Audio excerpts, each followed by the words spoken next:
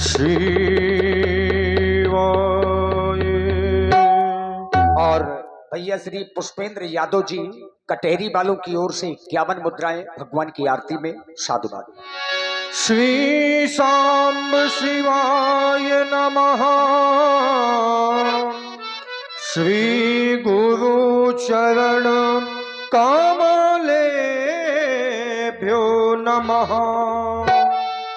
गंगा तरंग रमणी ये जटा कलापम गौरी निरंतर विभू शीत वाम भागं नारायणा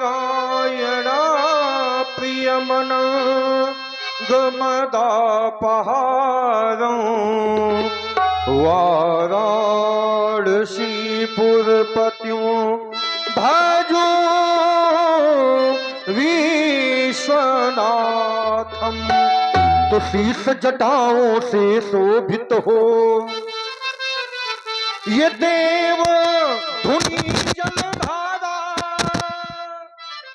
और सुचि ललाट पर चमक रहा हो वो अर्ध कलाधर न्यारा। तो तीन नयन उपरीत भुजक हो ये पासुकी हो इठलाते हर हर बम बम काम हो चार हो शिवगण सदा सुनाते। तो अंग अंग पर रमी भस्म हो शमशान घाट सी धारी ये फपक रहे विषधर के ऊपर बन विषधर विषधारी। तो डिम डिम करता डिमिक रहा हो डकवा शंभु तुम्हारा। सत्यम शिवम सुंदरम का लग रहा तुम तम नारा। जय जय कौड़ाकर शंकर जय त्रिनेत्र गौरांग गुमावर नीलकंठ मृत्युंजय सस्थर जम्बूधर पिनाकधर भय हर भूतनाथ भगवान महेश्वर पार्वती पति जय हर हर हर महादेव शंभु। कैलाशपति दिगंबर अध्यानावस्थित भी परशुराम के जीवन में ये भीषण हाहाकार मचाने वाला ये विप्लवकारी शब्द कैसा। इस शब्द को सुन करके समाधि की समस्त तंत्रिकाएं टूक टूक हो गई। भोलेनाथ कौने घोर कठोर ने यकीन हो सत्य प्रकाश छेद गयो पाताल को भेद गयो आकाश। ये भागी भानु के बाजी पर छोड़ चले निज गैल ये हलत धरा भूधर शुभे ये क्षुभित धरा युद्ध। कैलाशनाथ तेरा मुखड़ा जो कल मलिन दिखलाता है ये वन में मृगसिंह गरजते हैं इन चिड़ियों का कलव होता है। क्या महाप्रलय का हुआ आगमन इस वर्षा का कड़ कड़ कहता है आज हिमालय शिशिर काल में पिघल पिघल कर बहता है। भोलेनाथ क्या कारण है मेरी बार बार समाधि भंग होने का। आ रहा हूं आपकी शरण में याद कराए महादेव। ओम भाषित हो गया किसी वीर धुरीण के द्वारा गुरुदेव के कोदंड को खंड खंड कर दिया गया। गूंज गया न मंडल में घोर सतल फूट गया वन में मृगसिंह दहाड़ उठे और नीतल का शुक्ल उठ गया। बेगी चलो भवंदन का ध्यान समाधि जो छूट गया जान लिया मिथिलापुर में टूट गया। आश्रम की देवियों आश्रम की रक्षा करना परशुराम निश्चित काल के लिए मिथिला की ओर प्रस्थान करता है। बम विश्वनाथ हर हर महादेव हर हर महादेव हर हर महादेव।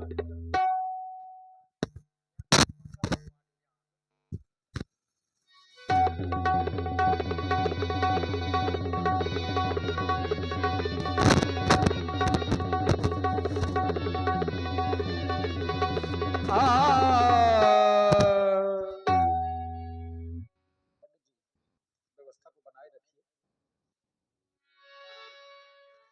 जनक बहोरी आई सिर नावा सीए बुलाई प्रणाम करावा। सीता के सखियों चाहता हूँ मेरी बेटी को मेरे समीप लेकर के आओ। देखो ना ये श्री भार्गव परशुराम जी हैं। मैं चाहता हूँ शीघ्र हमारी बेटी को मेरे समीप लेकर के आओ। आओ ना बेटी देखो। हाँ भैया थोड़ा घुमा दो ये घुमा दो।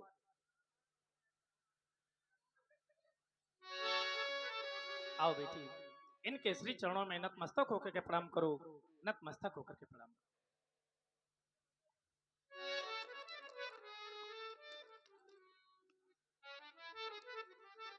बालिका दिव्य है शिवध्वज, ऐसी दिव्य बालिका द्वारा तुम प्रणाम करा रहे हो।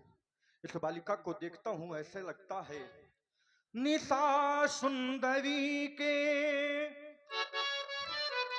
श्रृंगार सब फीके पड़े, ये दमर दमर दमकत है मानो दीप मालिका, या ही बालिका बिलोक ध्यान मेरा छूट जात, अम्ब रूप धारी जनु प्रगटी अम्ब बालिका।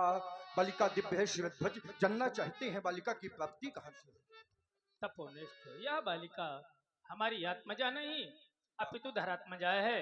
इसकी प्राप्ति के विषय में कुछ ऐसा है कि भूमि गर्भ से प्रकट हुई, मुनिराज सुनो ये सुकुमारी, भूमि जा कहूं या जनक लली, ये है मम प्राणों से प्यारी। या वही कन्या वही बालिका है। धन्य हो शिवध्वज, भोपाल नाम को चरितार्थ तुमने किया। भूपाल शब्द का एक सीधे अर्थ है भूपाल माने जो भूमि में रहने वाले जीवों का पालन करे, उसको कहते हैं भूपाल। यहां भी दीप दीप के भूपति नाना आए हैं, यहू तो कहूं के राजा हुई हैं, जो हल्ला मचा रहे हैं ये भी कहीं के राजा हैं। लेकिन भूपाल नाम को चरितार्थ तुमने किया क्योंकि यहाँ का किसान हाथ में हल लेता है, हल को चलाता है, तो किसी किसान को आज तक बिटिया नहीं मिली। लेकिन राजा जनक ने हल कर्षण किया तो राजा जनक को बिटिया मिली। क्यों? क्योंकि किसान जो है वो धरती का पुत्र है, और पुत्र अपने माता के पास जाता है तो माता कहीं ना कहीं उसके भरण पोषण की व्यवस्था करती हैं। आप धरती के पति हैं, इसलिए धरती ने इस बालिका को उत्पन्न किया। बालिका के लिए हमारा शुभ आशीर्वाद। भवे भवस्तम सफलम तुदीयम मनोरथम वही जनकात्म जेहि। बालिका का कल्याण हो, शुभ आशीर्वाद। महाराज परशुराम जी का ध्यान भारी भीड़ की ओर गया। पहले जब मिथिला में आते थे तो यहाँ ज्ञानियों की सभा मिलती थी, आज यहाँ राजाओं की भीड़, तलवारों की खनके दिखाई दे रही हैं। इतने राजा काहे आए हैं? बहुर बिलोक विदेह सनो कहब काहे अति भीड़, पूछत जान अजान जिमि व्याप्यु कौप शरीर। शिरोध्वज, आज मैं देख रहा हूं तेरे यहाँ बहुत भीड़ है। मैंने देखा था यहाँ भीड़ होती थी, लेकिन ऋषियों की, मुनियों की, ब्राह्मणों की, विद्वानों की, संतों की भीड़ हुआ करती थी। आज यहाँ महिपालों की भीड़ है। इन महिपालों का आने का क्या कारण? शिवध्वज के ही कारण। समाचार कही जनक सुनाए, यही कारण मही पे सब आए। इन समस्त राजाओं के आने के कारण में मात्र एक ही कारण है, और उन सभी कारणों में है मेरी पुत्री सीता। एक समय अपनी मैया के कथनानुसार पुत्री उस स्थान पर पहुंची जिस स्थान पर भूतेश्वर के विशाल आयुध को रखे हुए थे। उसने एक आश्चर्यजनक कार्य कर दिया। कार्य इस प्रकार था कि सीता ने उठा लिया अजगो, उसको लख धीरज छूट गया। तुमने क्या किया? बस उसी समय यह प्रण ठाना, कौन सा? प्रण पूर्ति में अजगो। सुनत बचन फिर अनत निहारे, देखे चाप खंड वही डारे, और जहां देखा तो क्रोध और बढ़ गया।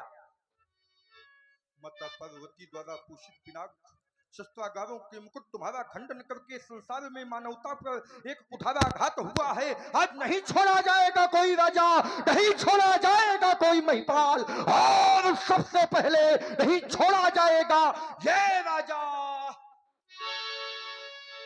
अब देखिए क्रोध बढ़ा भगवान का। अब परशुराम जी इतने क्रोध में हैं, अतिदिश बोले बचन कठोरा, कहू कहू जड़ जनक धनुष के ही बोल तोरा। बोल बोल मुखोल कहू जग जनक धनुष के तोरा। आए देश देश के निवेश को कौने हेतु देखे निकेत ये कह धो कटोरा है। काशी कश्मीर कर्नाटक निवासी आए पूर्वी पछाही को कौने झूठ जोड़ा है बे। बेगी दिखाबू मूढ़े न त्याजू, उलटहू मही जहां लग तब राजू। धनुष तोड़ने वाले को सिख दिखाओ शिवत भज, नहीं तो जहां तक तुम्हारी धरती है वहां तक की धरती पलट दूंगा। उल्टा हूँ नहीं, वहां नहीं। तक की धरती। और बहन बिमला यादव जो छानी बांध से हैं, 51 मुद्राएं भगवान परशुराम जी के चरणों में। देखिए राजा जनक मारे डर के कोई उत्तर नहीं दे रहे हैं।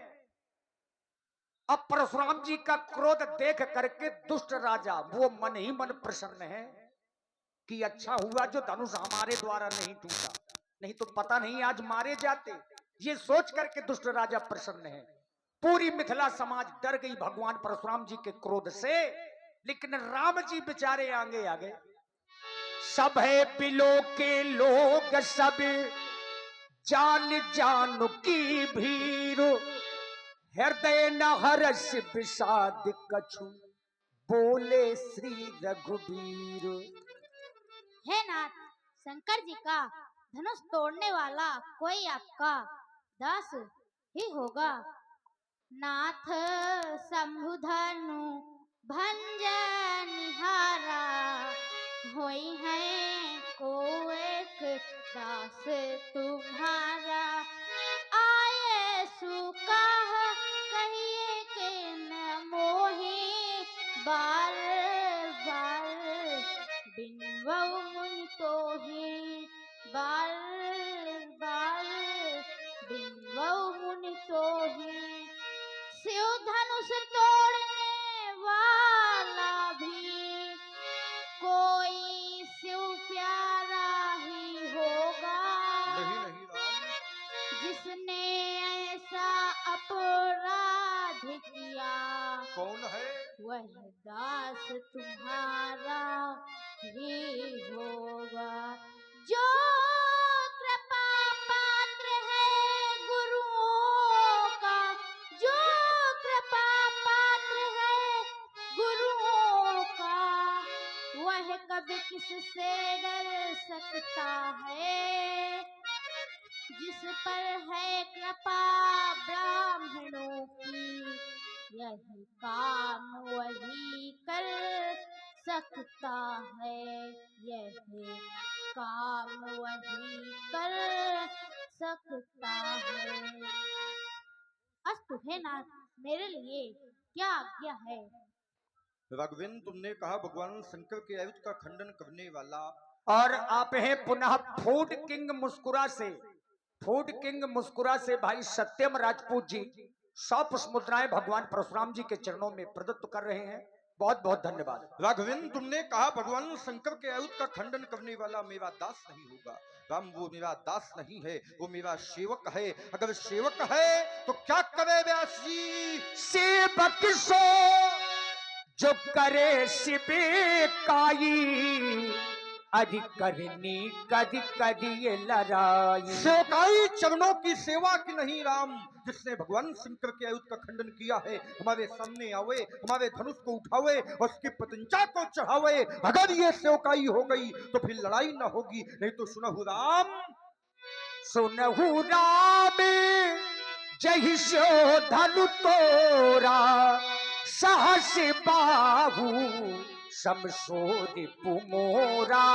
भगवान शंकर के आयुध का खंडन करने वाला राम मेरा साधारण अपराधी नहीं है, वो मेरा सहस्त्रा बाहु के समान अपराधी है। आज्ञा मांग रहे हो, सुनो क्या आज्ञा है। सो बिलगाबू बिहाई समाजा, न तुम्हारे जय है सब राजा।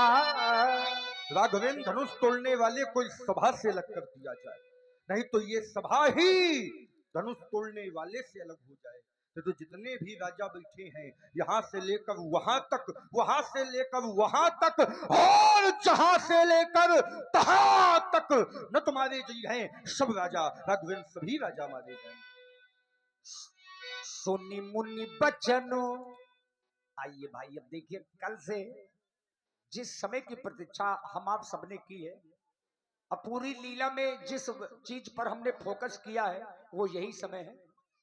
आदरणीय श्री रजनीश तिवारी जी, ग्राम कनवारा, जनपद बांदा से जो श्री लक्ष्मण जी पधारे हुए हैं, भगवान परशुराम जी का क्रोध है। अब क्रोध देख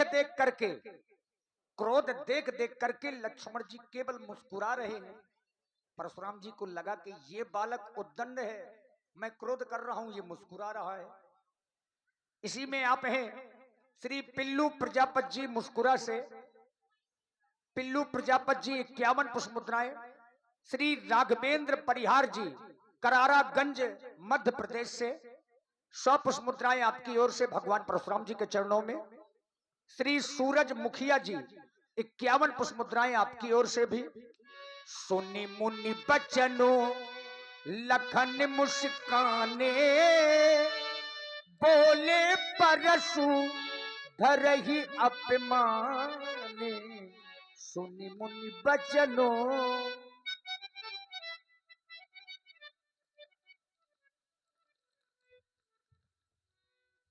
सुना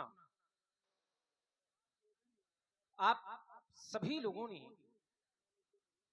श्री भार्गव परशुराम जी की वाणी को धनुष तोड़ने वाले के विरोध में परशुराम जी ने बड़े ही सरल एवं स्पष्ट शब्दों में कह दिया, जिह शिवधनु तोड़ा सहस बाहु समसो रिप मोरा, सो बिलगाओ बिहाई समाजा, नत मारे जिंग हैं सब राजा, सभी राजा मारे जाएंगे कब, अगर धनुष तोड़ने वाला अलग नहीं हुआ तब। मैं विचार करने लगा,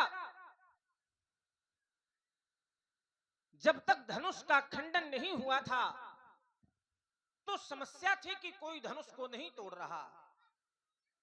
धनुष टूट गया, एक समस्या का समाधान हुआ और तत्काल दूसरी समस्या के रूप में श्री परशुराम जी महाराज का आगमन हो गया। हमारे भैया प्रभु श्री राम जी बड़े ही नम्र स्वभाव के महात्मा जी के समीप पहुंचे, हाथ जोड़ करके बोले, नाथ शंभुधनु भंजन हारा, होई क्यों वेगदास तुम्हारा, आय सुकाह कही किरमोही। लेकिन भैया की विचारों से युक्त नम्र वाणी श्री भार्गव परशुराम जी के समझ में नहीं आई। चलो, भैया की वाणी इनके समझ में आवे अथवा ना आवे, लेकिन ईमानदारी से इस बात का हमको पूर्ण विश्वास है कि हमारी वाणी बहुत जल्दी समझेंगे। महात्मा जी प्रणाम। प्रसन्न रहो बेटा। और महाराज सब कुशल मंगल। भगवान शंकर का धनुष तोड़ दिया। नहीं, वो तो पता है कि तोड़ दिया गया है। तो हम आपसे जानना चाहते हैं कि सभी प्रकार की कुशलता है? नहीं है? नहीं है। चलिए, अच्छा क्यों नहीं है? क्योंकि धनुष टूट गया है। हाँ। चलिए, सभा में उपस्थित हो, बहुत सुंदर विज्ञ एवं दिव्य सभा लगी हुई है, तो जो भी लीला रसिक अनुरागी गण हैं, सभी लोग अपना अपना ध्यान एवं अपने अपने क्या कान केंद्रित करें हमारी ओर, ध्यान लगा करके इस वार्ता को सुने और जो भी समय है उस समय में अच्छा से अच्छा लेने का प्रयास करें और आनंद लें। चलिए, मैंने परशुराम जी से कहा, महाराज सभी प्रकार की कुशलता है? बोले ना। मैंने कहा कारण? बोले धनुष टूट गया है इसलिए कुशलता नहीं है। अच्छा, थोड़ी चिंतन करिए। क्यों? क्योंकि ये बौद्धिक व्यायाम का समय है। बौद्धिक व्यायाम, वार्ता कोई भी हो, कोई भी बात हो, परशुराम जी कहें या हम कहें, उसको आप सुनो बस नहीं, आप उसको गुनो भी, उस पर विचार भी करो कि क्या ऐसा है। मैंने कहा कुशलता है? बोले ना। मैंने कहा क्यों? बोले धनुष टूट गया है। तो विचार आप लोग ये करिए कि धनुष के टूटने से कुशलता गई है या आई है। चिंतन करिए आप इस बात पर। धनुष टूटा है तो धनुष के टूटने से मिथिला से कुशलता गई है या आई है। आचार्य कहते हैं कि जब तक धनुष नहीं टूटा था तो जनक बचन सुनि सब नर नारी, देख जानकी भय दुखारी। जब तक धनुष नहीं टूटा था तब तक तो सब दुखी थे, लेकिन जैसे ही प्रभु तो चाप खंड मही डारे तो देख ही लोग सब भय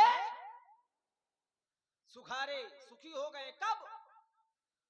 जब धनुष टूट गया तब। जब तक नहीं टूटा था तो महाराज तब तक कुशलता नहीं थी, ये कुशलता है तो ये टूटने के बाद है। चलिए, आपने कहा कि जे शिवधनु तोड़ा सहस बाहु समसोरिप मोरा, जिसने धनुष तोड़ा है वह सहस्त्रा बाहु अर्जुन के समान आपका वैरी है, आपका शत्रु है। उसने धनुष तोड़ने वाले ने आपकी दृष्टि में अपराध किया है, दोषी है। जब मैं विचार करता हूं तो धनुष तोड़ने वाले ने धनुष को अपनी इच्छा से तोड़ा या किसी के कहने पर? चिंतन करिए, धनुष तोड़ने वाले ने धनुष को तोड़ा तो अपनी इच्छा से या किसी के आदेश पर? उत्तर मिलता है कि गुरु जी ने आदेश दिया तो धनुष तोड़ने वाले ने धनुष को।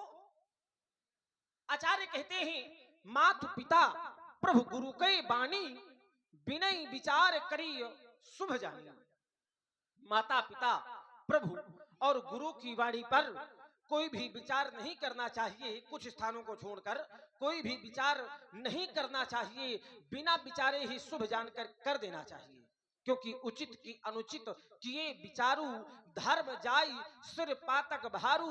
अनुचित उचित का विचार करने पर धर्म चला जाता है, पाप लग जाता है।